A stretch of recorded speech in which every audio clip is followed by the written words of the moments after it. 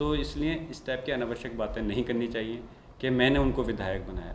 अरे झूठ इतना बोलिए जितना कि रफू हो सके, जिस पे पाबंद भी न लग पाए। इतने लंबा झूठ बोलने से कोई फ़ायदा नहीं। अगर वो मुझे विधायक बना सकते हैं तो इस वाले जो विधानसभा का जो चुनाव है चेयरमैनी का, उसमें जो अभी चुनाव हुआ है उसमें अपनी बीवी को क्यों चेयरमैन नहीं बना पा रहे हैं। सपा सांसद और सपा विधायक के बीच की तू-तू में अब व्यक्तिगत हो गई है।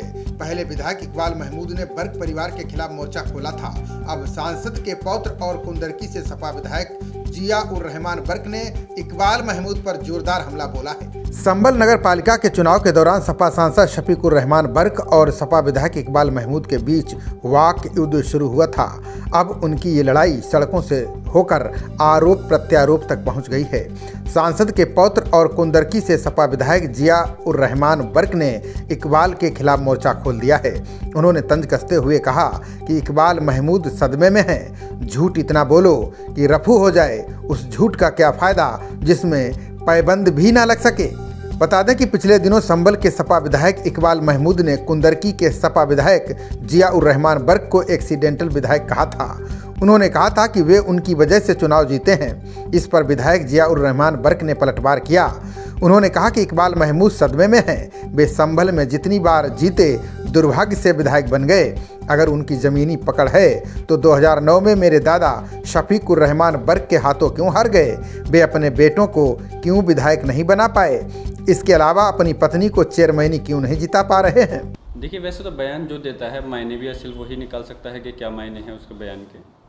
और उन्होंने अगर दिया है तो हो सकता है उनके साथ कई बार एक्सीडेंट हुए होंगे इस टाइप के। वो जो बने हैं विधायक संभल की सरजमी पर जितनी बार विधायक बनते हैं, जो वो कहते हैं फ़ख्र से कि मैं 6 बार 7 बार विधायक बना, तो शायद जितनी बार भी वो विधायक बने वो एक्सीडेंटली के ज़रिए ही अपने विधायक बने होंगे। इस वजह से उन्होंने दूसरों को भी उसी कैटेगरी में रखा। रही बात एक्सीडेंटल विधायक की, तो जो समाजवादी पार्टी के 111 विधायक जीते थे, और जैसा कि मेरे सुनने में आया है, मैं देख तो नहीं पाया हूँ, कि उन्होंने कहा कि समाजवादी की लहर थी। तो समाजवादी की लहर क्या सिर्फ कुदरकी के अंदर थी? संभल के अंदर समाजवादी की लहर नहीं थी क्या? मुरादाबाद के अंदर लहर नहीं थी क्या? चंदौसी के अंदर, शाहजहाँपुर के अंदर, पूरब के अंदर किस जगह लहर नहीं थी?